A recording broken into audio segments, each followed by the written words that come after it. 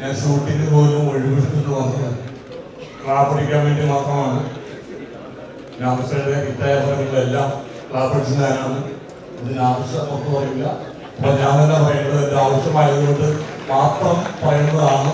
അപ്പൊ ഈ പറഞ്ഞു സൂപ്പർഹിറ്റാണല്ലോ, പറയേണ്ട കാര്യമില്ലല്ലോ, ക്ലാപ്പടിച്ചാണല്ലോ. അപ്പോ എൻ്റെ രണ്ട് സ്നേഹിതന്മാർ ഈ ചിത്രത്തിൽ ഞാനുണ്ട്, അഭിനയിക്കുന്നുണ്ട്. എൻ്റെ രണ്ട് സ്നേഹിതന്മാരാണ് ഇതിൻ്റെ പ്രൊഡ്യൂസേഴ്സ് ദിലീപും രാധശ്രീയും. അപ്പോൾ ഞാൻ എന്നെ ബുക്ക് ചെയ്തപ്പോൾ ഞാൻ ചോദിച്ചു ആരാണ് പ്രൊഡ്യൂസ് ചെയ്യുന്നത് ചോദിച്ചപ്പോൾ രാധശ്രീയോട് പറഞ്ഞു ഞാൻ രണ്ടുപേരും കൂടിയാണ്. അപ്പോൾ പ്രതിഫലത്തിൻ്റെ കാര്യത്തിൽ അപ്പോൾ തന്നെ തീരുമാനമായി എന്ന് നല്ല ഉറപ്പും ഉണ്ടായിരുന്നു. അങ്ങനെയൊക്കെ വളരെ അതെ അദ്ദേഹത്തിന്റെ കാര്യത്തിൽ ഞാനൊരു തീരുമാനം തരാം. അപ്പോ ഈ ചിത്രത്തിൽ ഇനിയും ഒരുപാട് ചിത്രങ്ങൾ സംവിധാനം ചെയ്യാനും ഒരുപാട് ചിത്രങ്ങൾ നിർമ്മിക്കാനും ഒരുപാട് ചിത്രങ്ങളിൽ എനിക്ക് അഭിനയിക്കാനും സർവശക്തൻ ഇവർക്കും എനിക്കും അവസരം ഉണ്ടാക്കി തരട്ടെ. അതുപോലെ മൂലക്ക് വരാൻ നിങ്ങൾക്കും അവസരം ഉണ്ടാക്കി തരട്ടെ എന്ന് പ്രാർത്ഥിക്കുന്നു. നാദൃശയുടെ 4ാമത്തെ ചിത്രമാണ് ഇത്. നാദൃശ ചെയ്ത ചിത്രങ്ങളിൽ നിന്ന് വളരെ ഡിഫറെൻ്റ് ആയിട്ടുള്ള ഒരു ചിത്രമാണ്. വളരെ രസകരമായ രീതിയിൽ അതെല്ലാം ഒരുക്കി ചേർത്ത് വെച്ചിട്ടുള്ള ഒരു കഥയായിട്ടാണ് എനിക്ക് തോന്നിയത്. എനിക്ക് വളരെ ഇഷ്ടപ്പെട്ട ഒരു സബ്ജക്റ്റാണ്.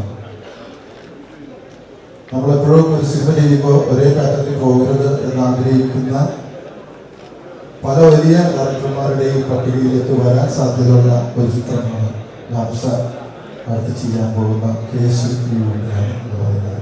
അത് ഞാനുമുണ്ട്.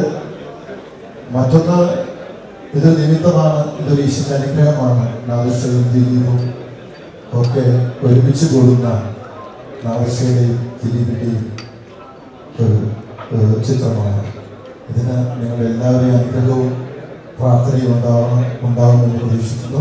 നാദഗ്രൂപ്പ് എന്ന് പറയുന്നത് ഞങ്ങൾ വർഷങ്ങൾക്ക് മുമ്പ്, ഏകദേശം 28 വർഷങ്ങൾക്ക് മുമ്പ് ഓഡിയോ കാസറ്റോട് ആരംഭിച്ചതാണ്. ഓഡിയോ കാസറ്റായി, പിന്നെ അത് വീഡിയോ CD ആയി, ഓഡിയോ CD ആയി. ഇപ്പോൾ ദൈവാനുഗ്രഹമുണ്ട്, നിങ്ങളുടെ എല്ലാവരുടെയും സഹകരണമുണ്ട്, പ്രാർത്ഥനകളുണ്ട്, അനുഗ്രഹമുണ്ട്. സിനിമയിൽ ആദ്യത്തെ സിനിമയുടെ ചിത്രീകരണം അതിനു വേണ്ടിയിട്ടുള്ള ശ്രമമാണ്. നിങ്ങളുടെ പ്രാർത്ഥന ഉണ്ടായിരിക്കണം. ഒരുപാട് പേർ ഇനിയും സംസാരിക്കുന്നുണ്ട്, അതുകൊണ്ട് ഒന്നും ധാരാളമായി പറയുന്നില്ല.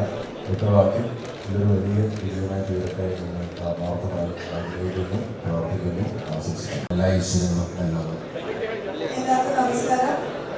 ഒരുപാട് സന്തോഷം നാദൃശയുടെ ഒരു വോക്കിന്റെ ഭാഗമാകാൻ കഴിയുന്നതിന്, വീണ്ടും ദിലീപിന്റെ കൂടെ അഭിനയിക്കാൻ കഴിയുന്നതിന്. ഇതൊരു വിജയ ചിത്രമായിരിക്കും എന്നുള്ളത് സലീമേട്ടൻ പറഞ്ഞതുപോലെ നമുക്കെല്ലാം ഉറപ്പുള്ള കാര്യമാണ്. അതിൽ തന്നെ സംഭവിക്കട്ടെ. അതൊരു ഭാഗമാകാൻ വേണ്ടിയും ഇവിടെ വരാൻ കഴിയുന്നതിലും അവസരം തന്നതിന് കേൾക്കണമെന്ന് നന്ദി പറയുന്നു.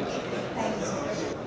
ഇത് ഞാൻ ഷൂട്ടിന് പോലും ഒഴിവെടുത്തിട്ട് വന്നത് ക്ലാപ്പടിക്കാൻ വേണ്ടി മാത്രമാണ്. നാമസയുടെ ഹിറ്റായ പടങ്ങളെല്ലാം ക്ലാപ്പടിച്ച ഞാനാണ്. ഇതിന് ആവശ്യം ഒന്നും പറയില്ല. അപ്പൊ ഞാൻ തന്നെ പറയുന്നത് എൻ്റെ ആവശ്യമായതുകൊണ്ട് മാത്രം പറയുന്നതാണ്. അപ്പൊ ഈ പറഞ്ഞു സൂപ്പർഹിറ്റാണല്ലോ, പറയേണ്ട കാര്യമില്ലല്ലോ, ക്ലാപ്പടിച്ചാണല്ലോ. അപ്പോ എൻ്റെ രണ്ട് സ്നേഹിതന്മാർ ഈ ചിത്രത്തിൽ ഞാനുണ്ട്, അഭിനയിക്കുന്നുണ്ട്. എൻ്റെ രണ്ട് സ്നേഹിതന്മാരാണ് ഇതിൻ്റെ പ്രൊഡ്യൂസേഴ്സ് ദിലീപും രാധശ്രീയും. അപ്പോൾ ഞാൻ എന്നെ ബുക്ക് ചെയ്തപ്പോൾ ഞാൻ ചോദിച്ചു ആരാണ് പ്രൊഡ്യൂസ് ചെയ്യുന്നത് ചോദിച്ചപ്പോൾ രാധശ്രീയോട് പറഞ്ഞു ഞാൻ രണ്ടുപേരും കൂടിയാണ്.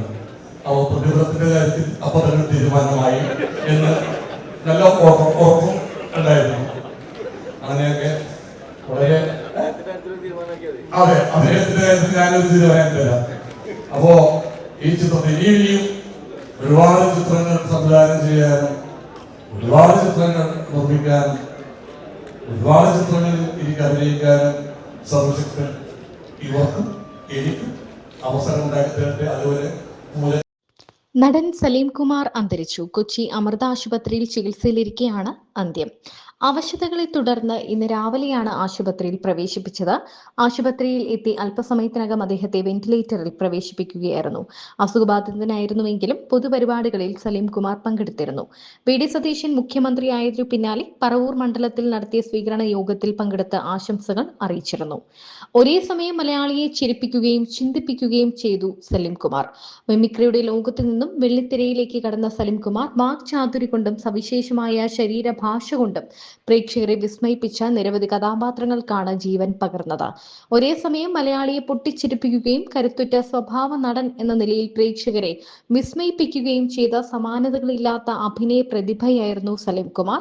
സലീം അഹമ്മദിന്റെ ആദാമിന്റെ മകൻ അബുവിലെ വൃദ്ധനായ അത്തർ വിൽപ്പനക്കാരന്റെ വേഷം 2010 മികച്ച നടനുള്ള ദേശീയ പുരസ്കാരവും സംസ്ഥാന പുരസ്കാരവും സ്വന്തമാക്കി.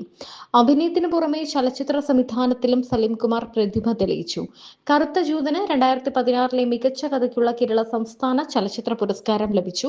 കമ്പാർട്ട്മെന്റ്, ദൈവമേ കൈതൊഴാം, കേക്കുമാറാകണം എന്നീ ചിത്രങ്ങളും സലീം കുമാർ സംവിധാനം ചെയ്തു. ഈശ്വര വഴക്കില്ലല്ലോ എന്ന പേരിൽ ആത്മകഥാപരമായ കുറിപ്പുകളും രചിച്ചു. സുനിതയാണ് ഭാര്യ. ചന്തു, ആരോമൽ എന്നിങ്ങനെ 2 മക്കളാണ്.